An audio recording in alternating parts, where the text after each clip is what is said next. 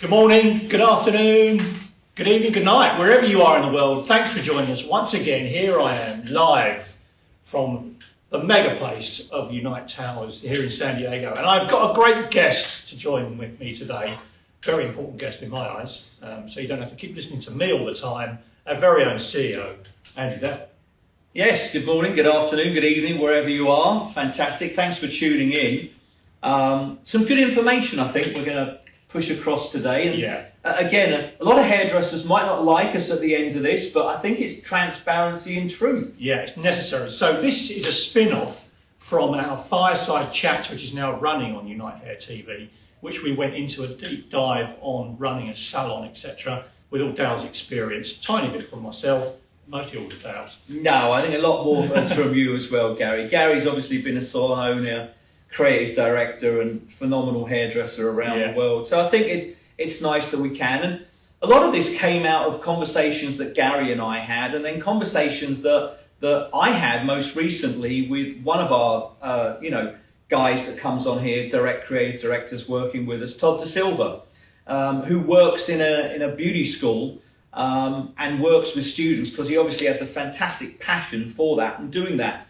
And it's really, really interesting listening to what he's saying to me about how the students, their mentality is now and what they're thinking. And a lot of them aren't thinking about going into a salon. They're thinking of immediately going into a studio without any idea of what's going on within the industry and the world and what happens. And it fascinates me and frightens me. Yeah. Very, very important point. So we're going to look into that. Yeah. I'm going to make some great. And I want to say to you, please ask some questions. We are live, so the questions are going to come through. We've got our reliable backstage cameraman. You're going to see his thumb come up on the camera. Here he is, Mike. He's going to be asking the questions as soon as they come through. He won't be dropping any F-bombs on this one, as he has done in the past, hopefully. We might even get our special guest, Boone, come in and see us as well. So let's go straight into this conversation. And I said I wanted to bring up Dale, just common mistakes people make when they open a salon. I think, and I've always said this, and people might think, Dale, you always keep saying this, you keep on harping about it. Bottom line is, hairdressers, you guys out there, you don't charge enough. You do not charge enough for your services that you do. And that is going to be a problem. And this is one of the only times in the industry I can feel I'm actually worried and scared for hairdressers. Yeah, and I'm going to put my arms up and say, guilty in my past life working in salons, I'll say exactly the same. And the penny dropped very late in my career to realise what your worth is. You're so much a better hairdresser, maybe further down the line than when you qualified, but you haven't changed your prices in 5 years, 10 years. And I think one of the reasons why these days we don't align ourselves as Unite with too many industry organisations, as it were, is because they piss me off a little bit. Because none of them are really explaining, why a hairdresser should be raising their prices, charging a bit more. None of them are. It's all about, we do this creative work and we do all that. Yeah, guys, but if you want to stay in this industry and you want to grow in this industry and you want to have a career, in this industry, you've got to be able to financially have that money behind you to do it. I remember when I had my salons in shopping malls, I remember one of the shopping malls I was in, there was a salon downstairs in the mall, and they always tried to undercut us on prices. They literally, if we were charging this much, they would charge $10 less, And I laughed at it. I said, you know what? Good for you guys. Keep doing that because we are going to win. Because our quality of service, our work, our customer service, when the client came in, everything that we did was so far and beyond what they were doing. And I would never stoop to that low of cutting prices. We would probably raise them more than cut them. A couple of years later, they're out of business, we're flourishing and we grow and we're into 5 salons. But it's that type of mentality that you've got to have.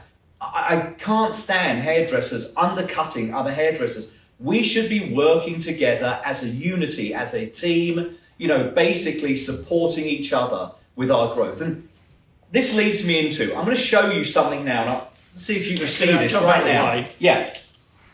Because I want you to see what's going on here. Last year, 2020, you might have been able to get some foils for $10, all right? Try getting those foils today for 10 bucks. $6 more right there. Gloves, look at this, $10 as well. I know that because we buy them here in the academy. Look at that, $18 now. Double what you were getting. It's crazy. Developer, it's gone up, a couple of dollars, but watch this. It's going to go up a little bit more very shortly. Your rent is probably going up 3 to 5% every year. I know ours does, without any doubt in my mind. Utilities, 20%. 20% utilities. Question I have for you. Haircuts, colour, everything else that you do in the salon. When did you raise your prices last? When's the last time you raised your prices? Because these have gone up within a year, less than a year. And trust me, 2021 to 2022, they are going to go up again. Because the pipeline, the supply pipeline that we've got coming through, with all of these ships that are sitting out there off Long Beach waiting to come in, all that's going to do is raise these prices, guys. And you raising your prices right now, your clients will completely understand. If they don't, they will. Might be a little bit of, oh my God, you're raising your prices right now. But then you can explain to them all of this that I'm explaining to you. Yeah, everything's gone up. The gloves that I'm using to put this colour on your hair, they've gone up by $8 a box. The foils I'm using, they've gone up. The cotton I'm putting around your hairline, that's gone up. Everything's gone up in price. So I want us to really start thinking about having a plan and putting that plan into action of how you're going to raise your prices. Yeah? Now is probably the best time to do it. But again, look at next year and look at raising your prices next year, because everybody else is, guys, and if we don't do it, we hate change as hairdressers. Yeah. And what we have to start doing is look at other industries around the world. Other industries are raising their prices. It doesn't matter if you're buying a pint of milk, a loaf of bread, a Gucci handbag, Louis Vuitton shoes. They're all going up in price. Everything is. Try finding a car now. Doesn't matter what car you're looking for. They're going up in price and you can hardly get one. So our industry really has to join together and work together to increase, or sort of raise the bar, as it were. Because, you and I, Gary, we've trained in this industry since we were 16, 17 years of age. And that's the experience. And any of you that have put in 3 years, 5 years, 10 years, that's your worth. You've trained in your craft and you've built your craft up and you're worth it. And that's what you should be doing. So that's my little rant this morning about getting our prices to go up a little bit. Very relevant. I think, your clients realise this when COVID was really at its height. They really valued going to the salon massively and really missed their hairdresser. They couldn't wait to go back to a salon. So it was really relevant.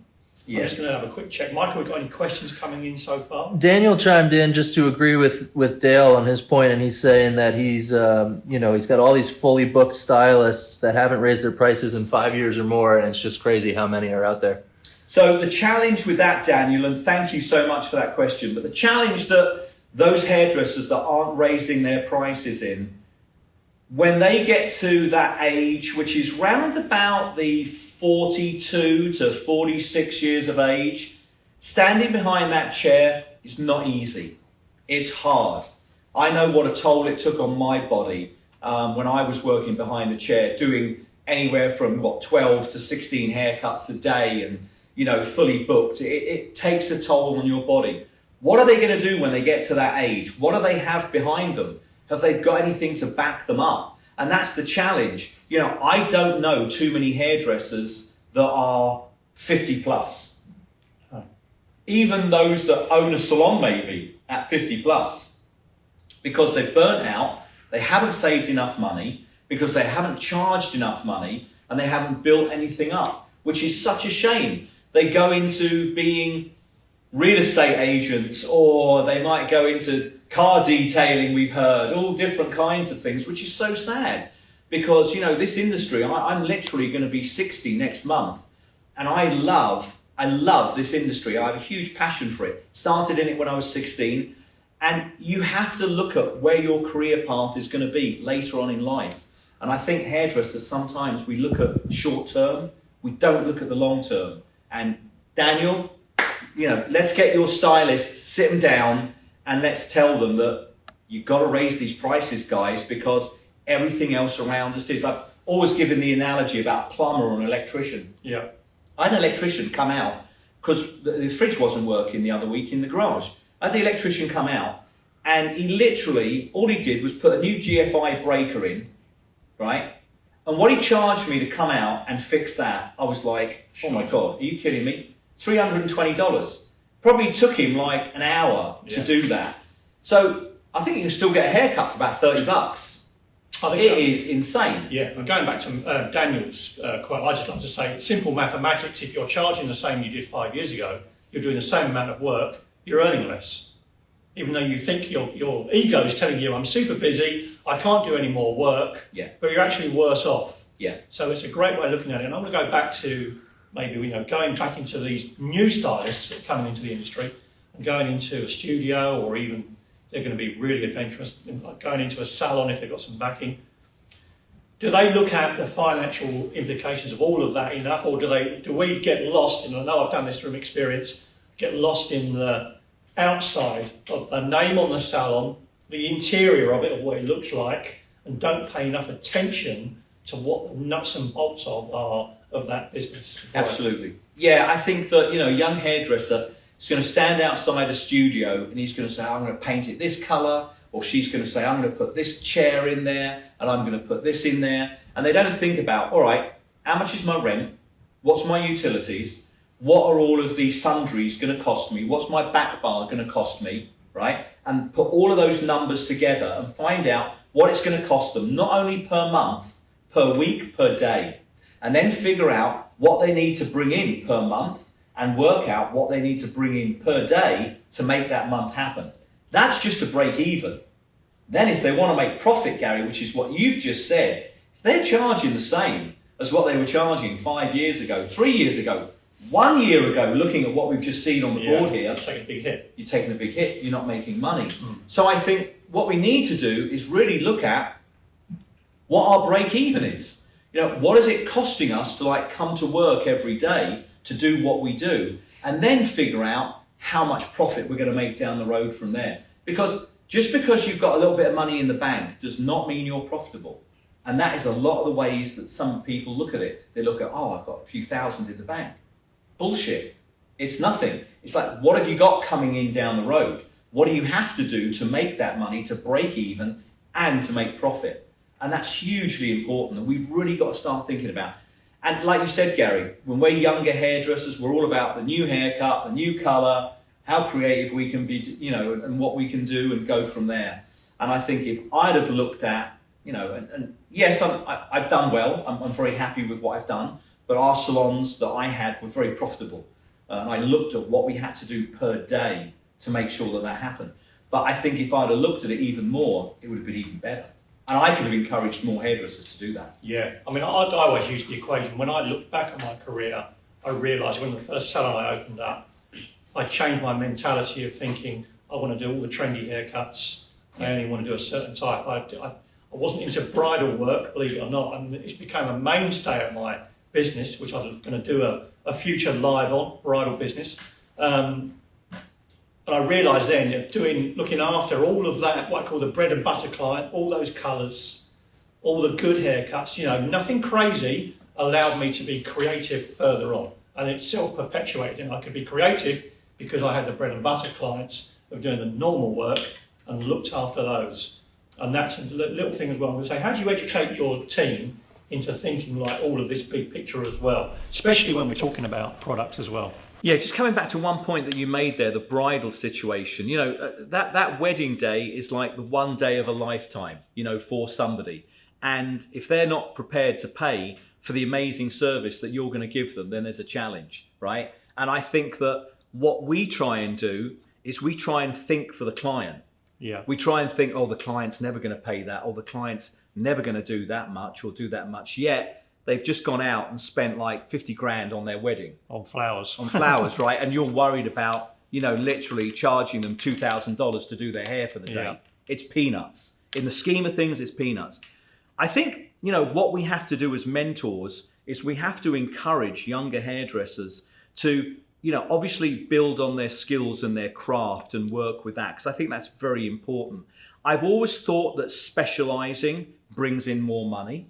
I just believe that. If you're a color specialist, if you're hair cutting specialist, dressing hair is one of your specialties.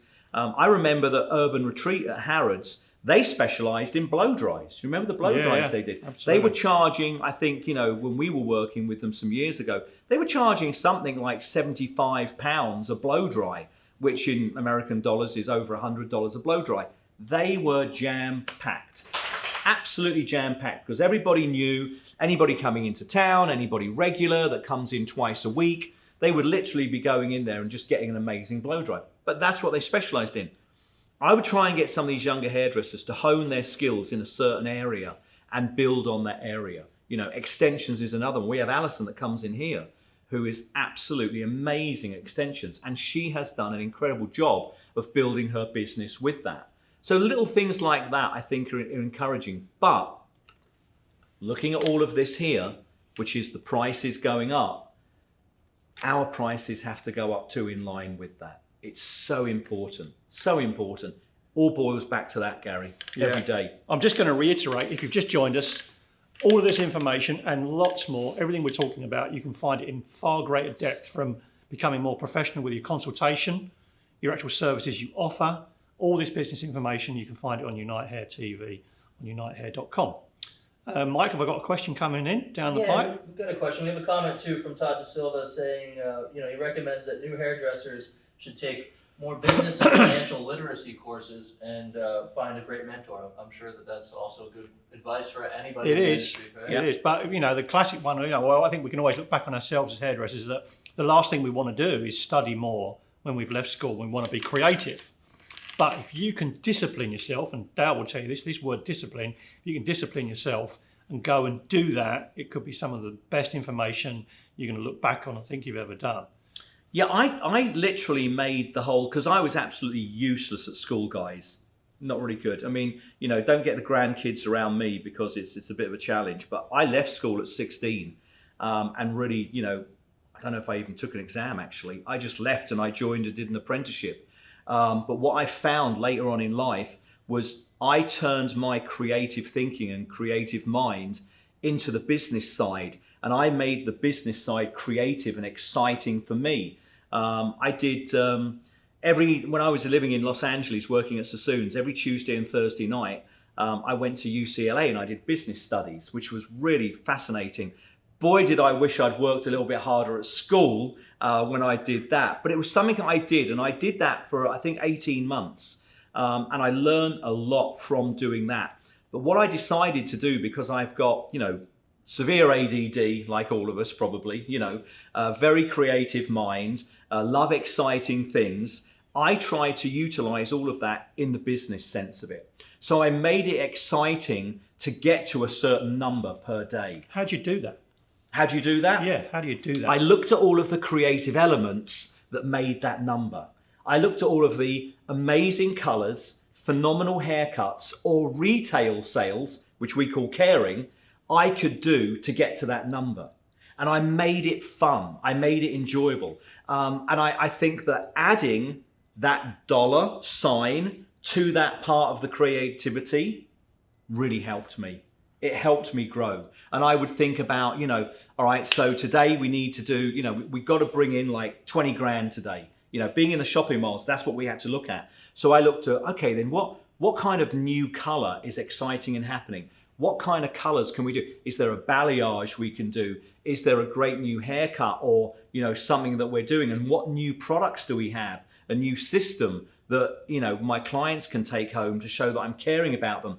I brought all of these elements in to the business side of it to make that fun, to get to that number that I needed to get to. So would you say like if there's a new colour, would you say, right, this month we're going to concentrate on that, or a week or a day? Because I'm just looking at it now and saying the power of social media, we didn't have it in our day, but now you've got it. It's instantaneous. You can advertise this fact. Our social media was that amazing colour that amazing haircut that you did on your client that Yeah. went out there into the world to show everybody else. Yeah. That was our social media. And I wanted to make sure that not only was she getting like the best haircut and the color department was doing the best colors they could do, but when that client left, I wasn't leaving it to her demise to figure out what kind of products that she was going to use. You know, going into Ulta, going into Sally's or wherever they go to buy, you know, hair products and try and figure out what she could use on her hair. Because to me, that wasn't part of that creative fun. The creative fun was making sure that she's using the right shampoo, the right styling agent, the right finishing agent. So she looks so good that she's my social media out there in the public. And that is the part of the whole package that made it creative for me. And I made that exciting. So I'm going to take that and say, okay, education in your salon, how big a role was that? We had education every week for all of the stylists that was mandatory. And we had an assisting training program that even if they'd been through beauty school, even if they got their license and passed, they had to go through fast track with us, which was education every Tuesday, Wednesday and Thursday. And we would give them 8 hours of education a week. We didn't charge for that. Okay, we had to pay them for that because obviously they're on our payroll. But what happened from that was I had some amazing hairdressers coming through that program, going on the floor and becoming stylists. Now, we were chatting, I was trying to think what hairdresser I was chatting to the other week. I don't know, it was a friend of ours. It was Hector, who's got a couple of great salons. Yeah. And Jared and I were talking to him. And you were actually with us, I think. Yep. We were basically saying that if you've got a hairdresser, if you've got a large salon, you know, a lot of hairdressers in the salon, if you can keep a hairdresser for 3 years, you're doing really well. If you can keep one for 5 years, you're doing amazing, because that's our industry. It's quite transient. They move around. Yeah. But what you have to do is work out a program that enables that hairdresser to feel comfortable working in your salon. And I'll explain what I mean by comfortable working in your salon, as opposed to going to another salon, renting a studio, whatever. If they want to work 4 days a week and you can allow that to happen, why not? If they want to work 3 long days a week, why not? Make that happen. Yeah. If you can utilize your chair, so you have 2 people that maybe want to work 3 days a week each, but one of them wants to work on a Saturday and one of them doesn't, and one of them will come in on a Monday, you've just got that chair booked, fully booked for 6 days. And that's the important thing, is realising that Absolutely. chair is that's your business. Yeah. It doesn't matter about the person who's behind that chair to a certain extent. Yeah. Your chair is that business, and that chair is costing you money if it's dead. Yeah. So having one stylist in there who's doing 2 clients a day, as opposed to filling it up with 3 separate stylists who Yeah. are all, you know, half busy but make the whole chair busy, it becomes more profitable. Yeah, and in my salons, we were in shopping malls, so our walk-in clients were anywhere from, and this may sound crazy, but it's true, our walk-in clients were anywhere from 180 to 280 a month. Walking. Just clients walking in that we would take care of. And with that situation, I had no challenge if a hairdresser wanted to work for me for 3 years and then move on.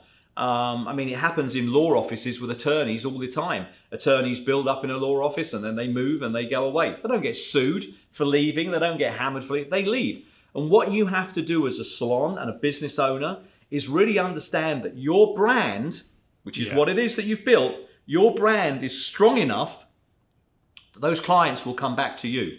Your brand is so good that even if that stylist leaves, and they're going to take a certain amount of clients with them, so be it. It happens. But you've got a brand that will entice new clients and bring those old clients back as well, because that training that you've done has built up a hairdresser who's just as good and maybe has even more passion that will take that client. And they'll talk good about your son. I've always said this. It's like you said, like where you trained, that name has gone through your whole career. Same with myself. And I think the spin-off from that, what we've got to understand is your own ego's got to let go of it. You train a stylist, you make them better. They're only going to go into the outside world and talk about your salon being really great for training, etc. And there may be a woman sitting in that chair whose child wants to become a hairdresser and thinks, I want to send my child and work at that salon because I know the training is really, really good. And I just want to reiterate a bit about education as well, because of the pressure that young stylists are under, especially, say, we talked to Todd Da Silva about this. He's teaching people in colleges. They look at Instagram now. That's their package of where they're seeing all the work, and the pressure they will find from clients when they're getting pictures coming through from Instagram. I want my hair to look like this. I want this. And the training you generally will find in college is not enough to set them up for replicating that work. So you giving them another training program pushes them all the way through their career and makes them feel much more comfortable. It's confidence as well. Yeah. You know, that training program will build confidence as well, because we know if we're really good at something, we usually enjoy it more. True. Right? Yeah. You know, when you see somebody enjoying what they do, it's usually because they're really good at it. You know, and that's like huge. I think it's really important. I think the other thing, you know, coming back to what you're talking about too, Gary, as well, is like, you know, if somebody does leave you, talking about you in the right way. And I think, you know, if a stylist leaves your salon and they're at their new salon and the client says to them, well, you know, like, why did you leave? Was the owner an asshole? No, the owner was great. Loved him. Really? What was it? Was the salon environment? Nah, the salon environment was great. And then, you know, they're going to say, well, was it why did you leave? the other side? Why did you leave? And they look like, they're like, I don't No. know. They don't know why they left. They're like, okay. Well, because I wanted to do 3 days a week. Okay, This is where that comes in. Well, I wanted to do 4 days a week, or I wanted to do this. It's never because I wanted to charge more money. No. It was really because I wanted to pay less money and get more money in my pocket, which is so short-sighted. You know, it's like, oh, I'm paying so much here for rent. If I go over here, I can pay less rent. You're probably going to a shittier salon, right? You're not raising your prices. So in one word, which Mike would say, you're fucked. Yeah, basically. And you're upsetting a few of your clients by moving. Exactly. And that to me makes no sense at all. As business people, we really have to look at what is logical and what makes sense. Is there a question coming in? Mike's getting twitching on the chair, waiting to ask us a question. Bit of interaction from the community. So Diego Miranda is saying lots of people in the industry are not increasing their prices because of a lack of confidence. And Jared's chiming in and asking, you know, what increments do you recommend increasing your prices by? Never less than $10. $5 is not worth it. No, never less than $10.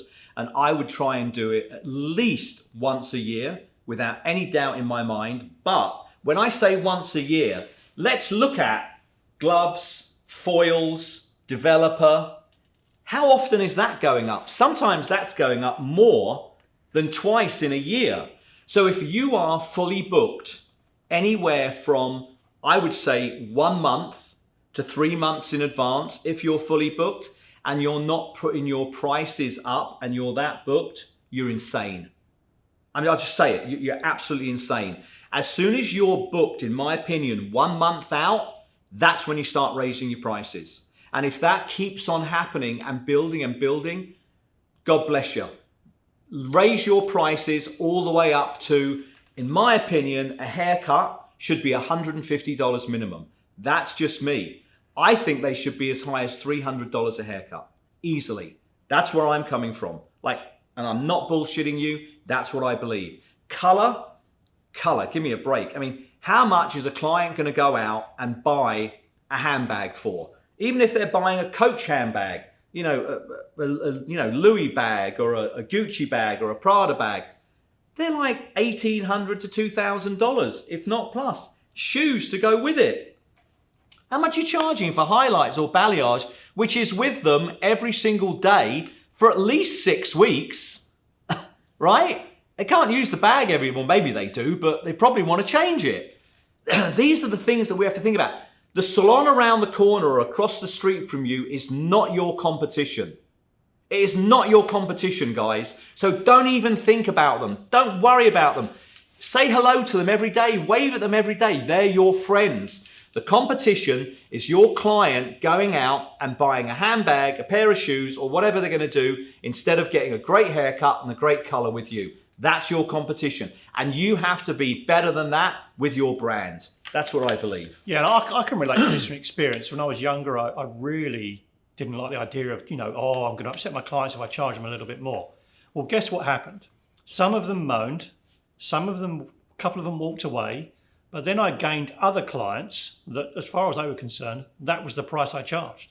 So it's actually just self-perpetuated itself all the time. But what happened to those clients that maybe didn't come back to you once, went somewhere else? They come back. They came back. Yeah. And what was the lady's name that asked that question? Sorry. It was Diego Miranda. Diego. Okay, so sorry, it wasn't a lady, it was Diego. It's Diego in the UK. Yeah. Oh, so Diego, what I would say, hello, mate, how are you? Be safe on that motorcycle. Looks very dangerous. Especially on those roads. He does agree with you, Dale. 10 at least. Yeah, and I think that when it comes to like confidence, try it once, right? You try it once, and just like you've said, Gary, clients will come back to you. The ones that don't will try somewhere, and then they'll be like, what did I do? And they'll be coming back to you. Try it once, that will build the confidence. Then you'll want to do it over and over and over again. I've got a little tip for you as well into doing this, because the pressure is on you then as a hairdresser to become more professional in the service you give. A little thing that I'd done all throughout my career, later on especially, consultation, giving a real thorough consultation just makes you look more professional, but also with that person next to you in the chair opposite or whatever can hear you doing that, and they're thinking, my client doesn't ask me questions like that. They don't seem to care. Big question, bigger little underline that one, doesn't care as much as that stylist seems to. I want to go to them. They don't care if it's $10, $20 more. They're more than happy to get that service. Professionalism. Yeah, exactly. Just make this profession professional. Yeah. Please. That is the underlying thing we've always fought that within the industry. Hairdressing was never looked as a real high profession. It is in certain countries, places like Japan. Incredible. It's one of the highest paid professions out of interest. Well, one thing I think that I would love to see come back a little bit, and you may think this is a little bit funny, you may think I'm like, hold on a minute, but think about this for a little bit. I love shopping. Most of us hairdressers do, right? We just love going and having a good shop. We enjoy it. But some of the boutiques that I like going into are really boutique in the way that the people in there look. You walk into a Louis Vuitton store, they're all dressed in the black, they've got Louis Vuitton, little pin on. Yeah, you know what you're walking into. You know what you're walking into, right? You do the same when you walk into a Gucci store, same when you walk into a Tom Ford store, anything like that. And this is the kind of mentality that we have to look into.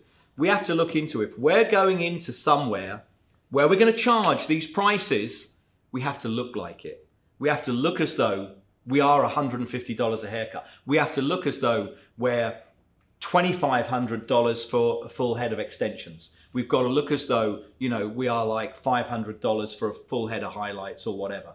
If we look like that, it's not hard to charge that. Because if we walked into Louis Vuitton, Gucci, Tom Ford, and some guy's working in there in, some jeans that looked as though he could have washed or worked on his car at the weekend. Or some girl's got, and I do like a bit of Lululemon, but she's wearing the old Lululemon with everything showing everywhere. Guys, there's no way you're going to be able to charge or even be professional in the way that somebody looks at you with doing things like that. And that's where our industry, I think, really has to sort of get a grip on, right, we are professional, let's get some discipline. This is what we're going to charge and build towards that. That's my feeling. Like the same with restaurants. You go to a Michelin star restaurant and you don't expect to, pay McDonald's prices, do you? So it's the same thing. Boone agrees. Come here, Boone. Come on, Boone. He's a bit shy. But... He's a bit shy. Well, he's a big lad for being shy. Come in. Come on. Come on. Yes, you can come here. We've got Instagram Live with one of our in-house pets. Yes, you are. He's half Ridgeback, half Great Dane. Yes, so, and he's a soppy one, isn't he? He's a soppy one. But we love you. So going back to like salons, I want to go back to going in, starting a studio, starting your salon, retail, products. Mm-hmm. How do you educate your staff in dealing with retail efficiently? Because I know you had a great turnover in your salons, and the salon network I used to work for in Scandinavia, they were over 25% of their turnover was retail products, which is incredible. Yeah, we were anywhere from 25 to 28% to services and retail. It has to be part of your culture. So when you're building a brand, a successful brand has a culture that goes with it. And what I mean by that is when you think about brands that you love, you resonate towards brands that you love, think of the culture that goes with that brand.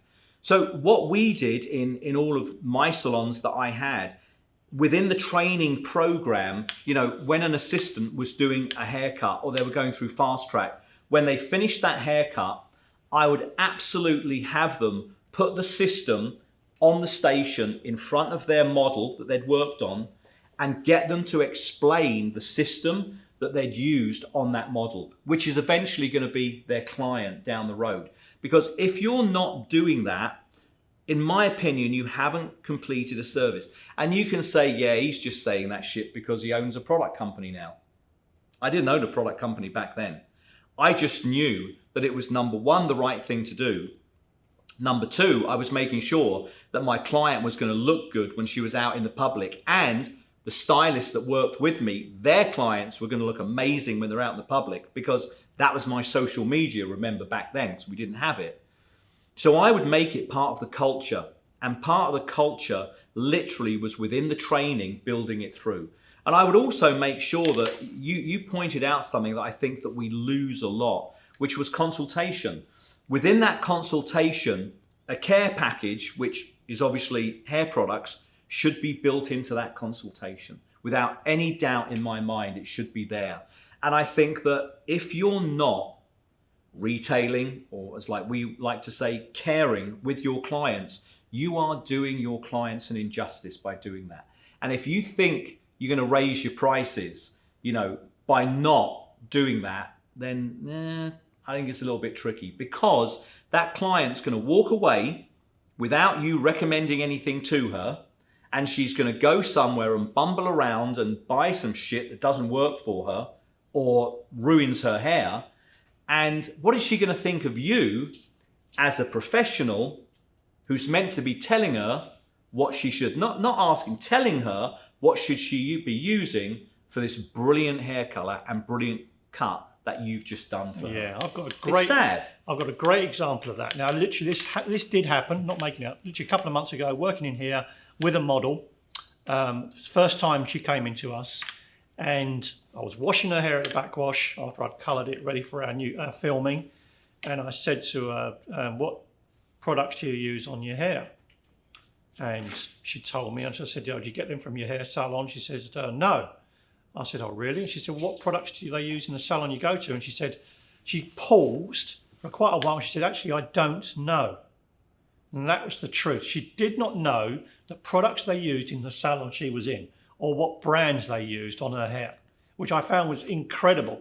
Even if she didn't want to buy them, the stylist she'd been going to for over 5 years never told her what she used on her hair to achieve those effects, which is crazy. But I bet you, if you ask the stylist that did her hair, does that client know what products you used? What would that stylist say? Of course she does. Oh, yeah. Without a doubt. Yeah. Well, she honestly because she must see it, because I've got it on my station. Yeah. I shake it in front of her when I'm doing it. But she really didn't know. And I said, "Well, what would you feel if I told you what I'm using and what you should take home?" And she said, "I would love that." And that was as simple as that. Yeah, I know that hairdressers hear this all the time, day in and day out. But why aren't we doing something about it? Why aren't we? I mean, are we scared because the client's going to think, oh, they're just trying to load some more product on us and get more money out of us? No, they really want it. They want to know how to look after their hair and what to use on their hair. It's so important. Retail is a huge part of, I think, the whole service and the package and creating more. Questions, Mike? No, just everybody's really loving Boone. Not us two, just Boone. And why Boone, come back. Yeah. Boone, just come and sit up here, and Gary and I are going to have a cup of tea. Yeah. I was just going to let you guys know it's about 20 minutes left. Oh, okay, great. Okay. All right, yeah. Well, so any more questions, please fire away. Hit us with these questions. I think that it was funny. One of my friends over in the UK, David Drew, actually, he called me up the other day and he said, "You won't believe it." He said, "Phoenix Studios has just opened up in England." And I'm like, "Yeah, and?" And he's like, well, they're opening studios here. And I said, "What did I tell you 3 years ago? Within 5 years from now, they will dominate salons in the UK. Simple as that. It's the same as they do here in the US. Let's just educate someone in the UK then, if they're watching this. What are they? So a studio is, say, large building that's been cut up into anywhere from 10 to 50 small units. These units have 1 to 3 chairs in. They have 1 to 2 shampoo bowls in, and it's where 1 hairdresser or up to 3 hairdressers goes in, and it becomes their little salon. And that's how they use it, and it's called a studio. So, not too many hairdressers own these studios. They're usually business people, because you're literally a landlord, you're leasing it out, that's what you're doing. We have some very good friends that own multiple units and own these, that do extremely well. It doesn't bother me at all, because hairdressers are in there, and Unite is always here to support hairdressers no matter what you do, where you are. If you're on a film set, if you're in a studio, if you're in a salon, whatever you're doing, if you're a hairdresser, we support you. From day one, we've always done that. So that's just a type of environment that hairdressers work in. And, COVID has ramped that up like crazy, because you can control, this unit that they're in. So some hairdressers feel more comfortable in that. I believe that larger salons that dominate in the future will have to have an amazing brand and have to have an amazing training program. That's what I believe. It's all right. We've just put Boone to sleep out of interest. He's had enough. There you go. Yeah. The star of the show. Yeah. He hears my passion so much, he's like, he's over it. I'm over it. Yeah. So, that salon has to have an amazing brand, because salons will start to disappear. We've seen it in COVID. We'll see it in the future. And I'm sorry to say, in the UK, you'll start seeing it happen there, because studios will start to dominate. But there still will be some amazing salons. And I personally would rather be a salon owner in a salon with anywhere from 10 to 30 hairdressers working with me. That's just me. And I think that's a lot more profitable, and it can build. And I think it's better for our industry in the sense of like quality and discipline and building. You can control that a little bit more. All of these little studios could be doing anything. You don't know. There's no control there. It's up to that individual person to do that. But going back to what are they and how that's going to work, that's where our industry's changing. Yeah. Our industry's growing. There aren't that many students coming into our industry either, which worries me as well. And this is why the lack of hairdressers, the lack of big salons, why aren't we charging more? Why aren't we charging more prices? We've got less hairdressers in our industry now than when you and I were in it. Yeah, I wanted to find that figure out, actually, of like how many hairdressers have left the industry since COVID. If anyone out there does know that, I'd be very interested to find out, because I know it's happened. David Drew told me it was 30% plus in England. Wow. Which means if you are still working, you're going to be busier. Absolutely. Which leads me back to stick your prices up, because you're in more demand than you were originally. Same thing here, Gary. I think in America we've had at least 25% of salons that have probably closed down, at least. And a lot of those hairdressers might have gone into studios, might have gone somewhere else. I think a lot quit. I think a lot of hairdressers quit because of it as well. I really do. Got frightened, got a job they could do from home. Yeah, I mean, if anybody out there has had hairdressers working for them that have quit, got out of the industry, done something different, it'd be interesting to hear that. But I guarantee you that's happened without a doubt. Yeah. So, going to go quickly back to we were chatting about the guy Hector, who's the salon owner. He wasn't bothered about studios. He said, "I've got a great business, and we're just more professional, and we offer a different service to the studios." And he doesn't think there's anything bad about them.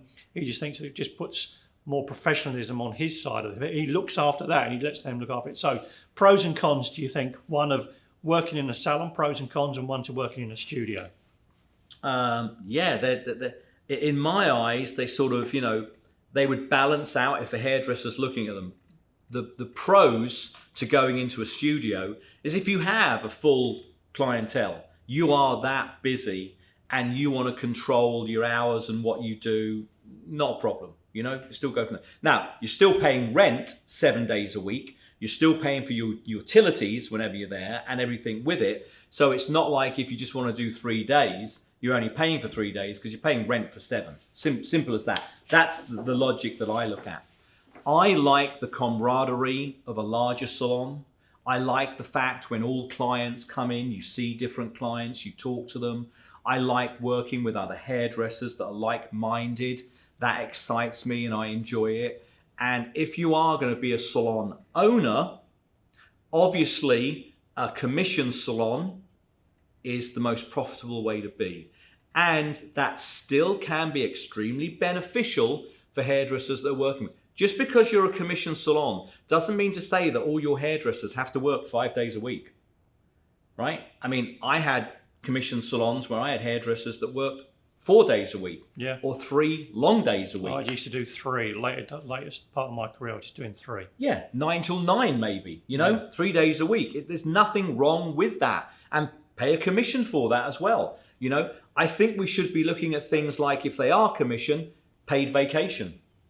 Medical, if you can do that as well. These are benefits that if you're in a studio, you have to pay for yourself. But if you're in a commission salon and you're building and working that way, you can tie in a lot of this to retail as well, which is those care packages, if you're in a larger salon. Sometimes, some studios, there are some amazing hairdressers in studios that do incredibly well when it comes to caring and retailing with that caring. Some amazing. But some lose the discipline. So do you feel that you've got to be highly motivated individually to get the best out of working in a studio? 100%. So you've got to ask yourself that question before you even go in there. Yep. Don't get lost on the decor and putting my name above it. Yep. It's like, am I motivated enough on my own to make this a going concern? And work out financially how much it's going to cost in that unit and how much it's costing you now to work in this salon. How much can you bring in that unit and how much do you bring in the salon? Which goes back, if you do that and there's really not much in it, you could then maybe go back to the salon owner you're with and say, look, be honest about it. I'm looking at maybe going into a studio. This is what my turnover would be. Could we look at maybe where I'm working? And I'm hoping the salon owner doesn't get, like irate and think, oh, you're going to leave me. You're going away. You're thinking about something else. Fuck your feelings on that. Get back to, okay, you know what? Somebody is going to leave me. Remember we talked in the beginning. Yeah. You got them for 3 years maybe, 5 max, right? But think about that if you are going to lose it. I've always said, if you're going to lose somebody that's going to go and open their own salon, if you like that person, they've worked with you, you've enjoyed them being with you in your salon, why not partner with them? Yeah. Why not in their new salon say, you know what? I'll be a 50% partner with you in your new salon. You can take my knowledge that I've got from here and we'll open that other salon together. You'll be surprised. I mean, I've got a couple of friends in the industry that have done that and they've ended up with like 15 salons. They own the one that they started outright, but all of these other ones, they own 50% of all of those. No, it's a brilliant really team. It's really effective. It's a great way of working at it. I think that's a fantastic way of doing things too. But I'm not opposed to any way that a hairdresser works whatsoever. Just work out if it's going to be financially beneficial for you. Are you going to enjoy what you're doing? And where's the future? When you're 50 years old, what are you going to be doing? Because a lot of us don't think about that when we're younger. We think about the fun, the creativity and all of that. And then we hit this sort of like age and we're like, hold on a minute. It's just getting hard work, standing up all day. Yeah. Back's hurting. Yeah, where am I going to be in 2 or 3 years from now? And it's like a whoa, one of those moments like, hold on. Yeah. So think about that, guys. So important. So important. Just about 10 minutes left. I do think it's interesting, right, coming up on the outside of COVID, a lot of people have had a lot of time to rethink and readjust maybe how they operate their business. Well, Gary mentioned it at the beginning, during COVID when none of your clients could get their hair done, cut or coloured, they were willing to pay anything to get their hair cut and coloured. It's no different now, guys. It's no different now. This is why, raising the prices is so important. Yeah. It really is. There's a trend come out of COVID as well. I was looking at this of just going back to a creative standpoint and being, as you say, making something out of exciting. So COVID hair, I've noticed there's a little thing going on Instagram of women growing out their grey hair, embracing that, or they've actually gone darker. Darker's definitely becoming a trend. And I've seen the seeds of that. So, getting into that now, making that part of that and picking up on that and moving out of maybe what the colouring is something, say it's another little sort of diversion what we're talking about, but it's making it exciting again. So maybe look into that and just think, get ahead of the curve a little bit. It's COVID related, and how are you going to make that work for you? So you say we went back into pros and cons, working in a salon, working in a studio, and you embrace that. And I'd like to say, you said we support hairdressers in anything that we do, and we do because you can get us any which way you can. We can support you purely because of how available we are. And a lot of people don't know how available we are through our own website. Oh, absolutely. I mean, we've also not only got the educational platform that we've got, which is digital now, which is fantastic, that I'm doing a lot of fireside chats with you. We're doing a lot of, business talks and things like that, but all of the creative education that you're doing. We've got, haircuts and some phenomenal updos and styling from you, Gary. We've got Todd coming in and working on that. We've got Alison working with the extensions, which is amazing. There's just a lot of resources. And again, on that platform as well, if there's any questions that somebody wants to ask us, feel free to throw that question in and we can get back to them, with some of that as well. Because I think that's really important. Questions at UniteTV at Unitehair.com. It's something. So I'm always available. If a question comes in, might not get back to you immediately, but we'll get back to you if you have those questions for me as well. And I think that it's important that we start looking at this profession really professionally. Yeah. So anyone out there who's not used to the brand, how can they get hold of us? How can they put them in their studio or in their salon? Oh, basically just, we've got a toll-free number to call, or you can go on our website and become part of the, we have a pro site. Yeah. The pro site, if you sign up on the pro site, you get all the information and ability and everything with us with the pro site. Do I have to be a salon owner to get that? I don't think you do. You can be a hairdresser. You can just be as long a as you're a hairdresser. hairdresser, So you can come on to us. Again, that's why we like working with all hairdressers, because that's what we do. Whether you're on a film, set, whether you're in a studio somewhere, wherever you are, it's great. It's very, very unique. It's great. And there's I know that the product's used widely out there when it comes to backstage at shows and all of that, but even on movie sets now. Which is quite amazing. So it's fantastic for all of that. Yeah. I'm gonna just touch on our next live episode. This is flown past really quickly, and it's all about hybrids. Our one of my favourite products that we use, the hybrids, being the ability to work on wet and dry hair through one product. It's going to go out live on November 22nd, 10 a.m. Pacific time, 1 p.m. Eastern time. And now we've all changed our clocks. That will be 6 o'clock in the UK, 7 o'clock in Europe. Don't forget to add future lives to the calendar. This live is recorded and will be posted on YouTube and Unite TV under the live replay tab. Questions, please send those to unite@unitehair.com. Repeat that one again. Questions, UniteTV@unitehair.com. And please follow us on Instagram at @unite_hair TV. I'm going to add one more thing.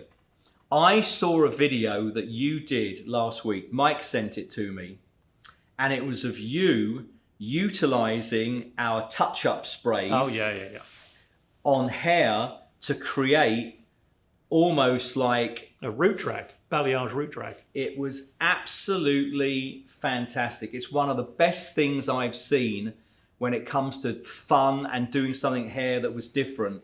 And is that going to be up on our Unite TV? Because it was amazing. Oh yeah, doing that one. I've done, so that was a blonde. I'm going to do a dark brunette with a red, a bit of tinge. It was almost like ombre. Yeah, it's ombre'd in. It is guys. It was brilliant. I was so impressed with it. I watched it twice, like one again and again, looking at it, going, "This is brilliant." Yeah. So just a bit of a root touch-up spray. Just to explain that really quickly. It's purely come out from say like women with grey hair. And just showing maybe what you could do with a dark brown to make their hair interesting, with blondes, etc. Someone who's growing their colour out. But you didn't use it for touch-up at all. No. You literally did like a head of colour. Yeah. Which was 5 minutes. Which was fantastic. It looked, it was amazing. So guys, that was exciting for me. That's the stuff you can find on here on YouTube. So creatively, I would be looking at how I could do that in the salon and how much I'd be charging. Absolutely, and they're taking it home with them as well. So Yeah. I like absolutely. it. Very good. So this has been great. As I say, this is a small snippet of what you can get on our fireside chats that are available on Unite Hair TV. So please look out for them on there. Dale's got an incredible amount of knowledge, and this is a spin-off from like conversations I've had with him over dinner tables and on the golf course, etc. And we talk about hair and the industry all the time. It's absorbing, and it's always going to come up. So this hopefully this will be the first of many more, and prompting your questions or your requests. We can attack a lot of these episodes. It costs us nothing, an hour of our time, and we can address those. So thanks for coming in. It's coming up to holiday season, Yeah. so make sure that you've got those care packages, because they're great stocking stuffers and they're great fun for clients. And you know, what a present! The clients want to buy their friends a nice system for their hair. So literally capture that right now. You've got now until pretty much the next 6 weeks probably to make that happen, guys. Yeah, absolutely. Yeah. And goodbye from Boone. Yeah, he's had enough. Who's just had enough down Look at there. him, he looks like he's been drugged. He's been drinking the shampoo. That's what made him so relaxed. Thanks, guys. Thanks for having me on, Gary. Pleasure. Really appreciate See that. you next time on the 22nd.